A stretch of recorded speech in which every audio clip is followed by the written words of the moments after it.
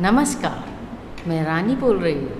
आज से भगवत गीता का प्रथम अध्याय आरंभ करने जा रही हूँ। आप ध्यान से सुनिएगा। युद्ध भूमि में पांडवों का पक्ष ले रहा था और उसने द्रोणाचार्य से जो कला सीखी थी उसी के आधार पर उसने वह व्यूह रचना की थी। दुर्योधन ने द्रोणाचार्य की इस दुर्बलता की ओर इंगित किया जिससे वह युद्ध में सजग रहे और समझौता ना करे। इसके द्वारा वह द्रोणाचार्य को यह भी बताना चाह रहा था कि कहीं वह अपने प्रिय शिष्य पांडवों के प्रति युद्ध में उदारता ना दिखा बैठे।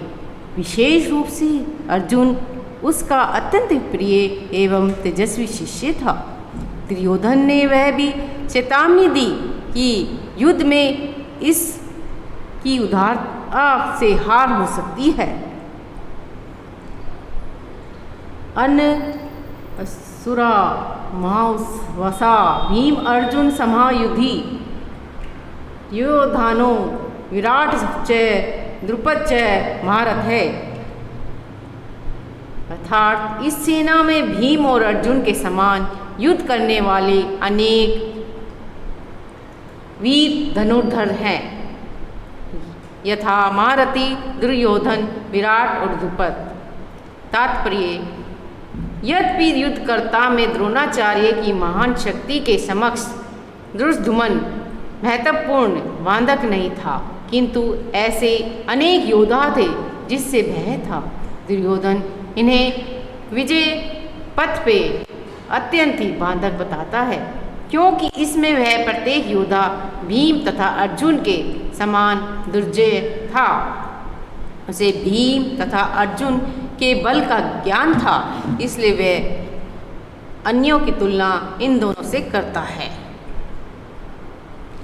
धृष्टकेतु च निकातानं काशीराजं च वीर्यवान् पुरु निर्भेश भोज शवेश नरपुंगवे।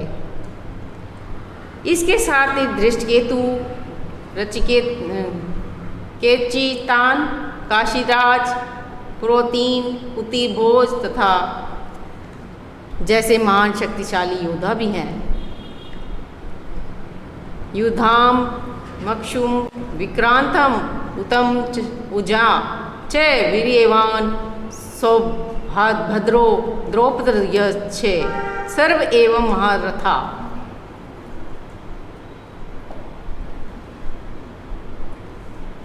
पराक्रमी युद्धोस्तन अत्यंत शक्तिशाली उत्तम मौजा सुभद्रा का पुत्र और द्रौपदी के पुत्र ये सभी महारथी हैं। अस्माकं तु विशिष्टं ते तांत्रिक बोधम द्विजोतम उत्तम नायका मम सैन्य में अस्य संज्ञाम ताम्रवी अमिते। किंतु हे ब्राह्मण श्रेष्ठ, आपकी सूचना के लिए मैं आपकी सेना से उन नायकों के विषय में बताना चाहूँगा जो मेरी सेना का संचालित करने में विशेष रूप से निपुण हैं।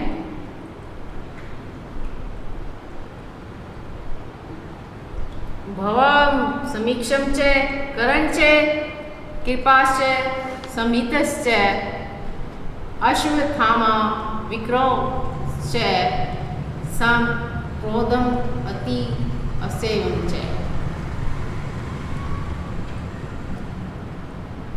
मेरी आप भीम, कर्ण, कृपाचार्य, अश्वत्थामा, विकर्ण तथा सोमदत्त का पुत्र भूरिश्रवा आदि है जो युद्ध में सदैव विजयी है।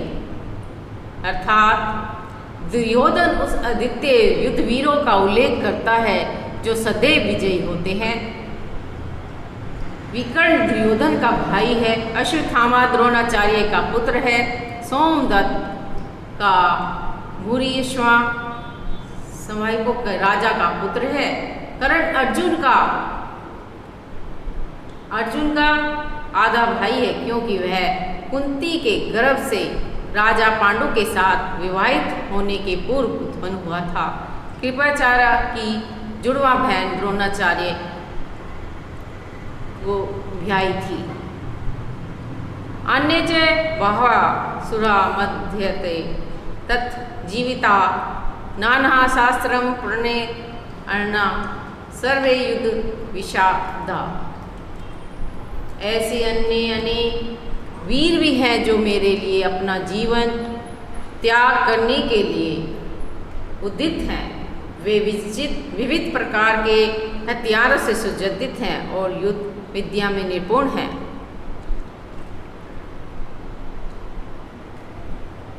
यहाँ तक अन्यों का यथा जयद्रथ कुंतवर्मा शल्य का संबंध है, ये सब दुर्योधन के लिए अपने प्राणों की आहुति देने के लिए तैयार रहते थे। दूसरे शब्दों में पूर्व निश्चित है कि वे अपने पापी दुर्योधन के दल में सम्मिलित होने के कारण कुरुक्षेत्र के युद्ध में मारे जाएंगे। निसंदेह अपने मित्रों की संयुक्त शक्ति के कारण दुर्योधन अपनी विजय के प्रति आश्वस्त था।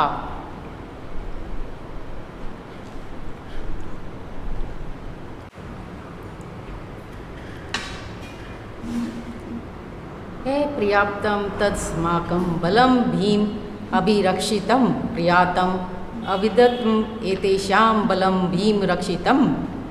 हमारी शक्ति अप्रमेय है और हम सब पितामह द्वारा भली भांति सुरक्षित हैं, जबकि पांडवों की शक्ति भीम द्वारा भली भांति सुरक्षित होकर भी सीमित है। तात्पर्य, यहाँ पर दुर्योधन ने तुलनात्मक शक्ति का अनुमान प्रस्तुत किया है। वह सोचता है कि अत्यंत अनुभवी सेना नायक भीष्म पितामह के द्वारा विशेष रूप से सुरक्षित होने के कारण उसकी सशस्त्र सेनाओं की शक्ति अपरिमेय है। दूसरी ओर पांडवों की सेनाएं सीमित हैं, क्योंकि उनकी सुरक्षा एक कम अनुभवी नायक भीम द्वारा की जा रही है, जो भीष्म की तुलना में नगण्य है। दुर्योधन सदैव भीम से ईर्ष्या करता था, क्योंकि वह जानता था कि यदि उसकी मृत्यु कभी हुई तो वह भीम के द्वारा ही होगी। किंतु साथ ही उसे दृढ़ विश्वास था कि भीष्म की उत्पत्ति में उसकी विजय निश्चित है, क्योंकि भीष्म कहीं अधिक उत्कृष्ट सेनापति है। वह युद्ध में विजयी होगा, वह उसका दृढ़ निश्चय था। अनेषु च सर्वेषु यथा भाग अवस्थिता भीष्म एवं रक्षितं भवन्तु सर्वे एव हि। अतएव सैन्य व्यूह में अपने अपने मोर्चों पर खड़े रहकर आप सभी भीष्म पितामह को पूरी सहायता दें। तात्पर्य, भीष्म पितामह के शौर्य की प्रशंसा करने के बाद दुर्योधन ने सोचा कि कहीं अन्य योद्धा वह न समझ ले कि उन्हें कम महत्व दिया जा रहा है।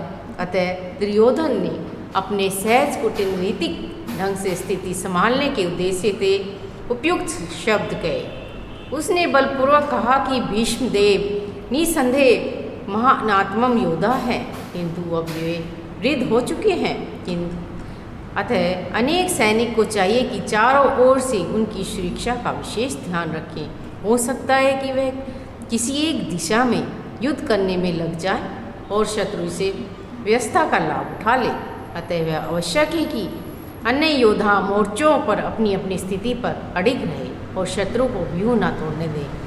दुर्योधन को पूर्ण विश्वास था कि कुरुओं की विजय भीष्म देव की उपस्थिति पर निर्भर है। उस युद्ध में भीष्म देव तथा द्रोणाचार्य के पूर्ण सहयोग की आशा थी, क्योंकि वह अच्छी तरह जानता था कि इन दोनों ने उस समय एक शब्द भी नहीं कहा था जब अर्जुन की पत्नी द्रौपदी को असहाय अवस्था में भरी सभा में नंगन किया जा रहा था और जब उसने उससे न्याय की भीख मांगी थी। वह जानते हुए भी कि दोनों सेनापतियों के मन में पांडवों के लिए स्नेह था। दुर्योधन को आशा थी कि इस स्नेह को उसी तरह त्याग देंगे जिस तरह उन्होंने दुर्द कीड़ा के अवसर पर किया था।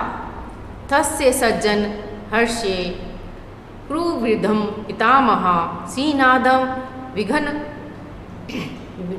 विघन उच्च संघम द्रमो प्रतापवान। तब कुरु वंश के वयोवृद्ध परम प्रतापी एवं वृद्ध पितामह ने श्री गर्जना की ध्वनि करके